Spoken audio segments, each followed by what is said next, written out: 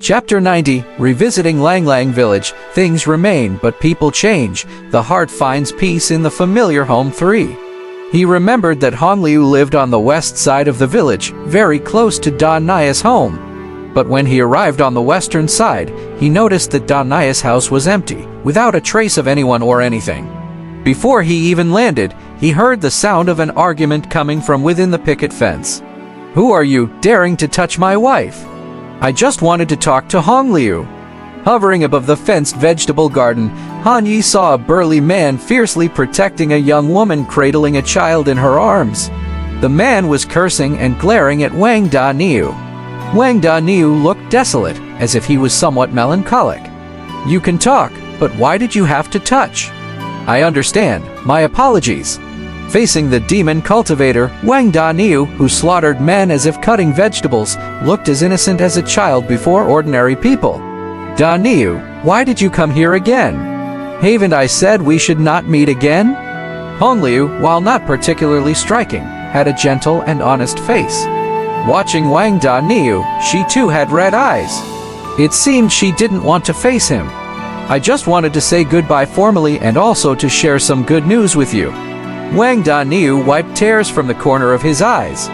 "Get lost." The man was very impatient. Disinterested in watching this guy tease his wife, he began to wave his hand to shoo Wang Daniu away. But he was stopped by a figure from the sky who descended in a blink of an eye. Descending with his sword, Han Yi gave him a chilling look, full of warning. "An immortal!" The man was startled, plopping down onto the ground as he watched Han Yi descend from the sky, his face filled with panic. Recognizing Han Yi, Hongliu looked at Wang Daniu, wiped a tear from the corner of her eye, and said, "Daniu, as I said, we're from different worlds. You go your way, I live my life, there's no need to meet again." Han Yi noticed a hint of scholarly temperament in Hongliu's expression. She was a lady who had read some books. Her tone was resolute, and she appeared clear in her thoughts. "I understand." Heartbroken, Wang Daniu bid farewell to Hongliu. After glancing at the child in her arms, he gave a sigh and left the garden. As he and Han Yi left, they walked quietly. Wang Daniu quickly wiped his tears, struggling to say, "Brother Han, my mother still died from the illness. The medicine didn't save her. My father went to the capital city with the landlord. We don't know how things are there yet. And now Hongliu also." In the end, Wang Daniu couldn't hold in anymore and started sobbing like a child. Upon hearing these words, Han Yi felt a pang in his heart and consoled Daniu. "You should understand that in this world, who can't live without whom? Just because you like someone, it doesn't mean they have to like you. It's a blessing to be able to meet, and reuniting is the best. You are luckier than many. There's no need for such deep attachments." When entering the sect, the elders said that the journey to immortality is a road of no return, destined for solitude and irreversible. He was, indeed, correct. The path to immortality is vast and long. If one can even accept these things, then what is the point in seeking the way of longevity? The big mountain in the west of Langlang Village. The feng shui was very good here, and many villagers would be buried here after their deaths. Han Yi leaned against a large tree, silently watching Daniu mourning in front of a grave.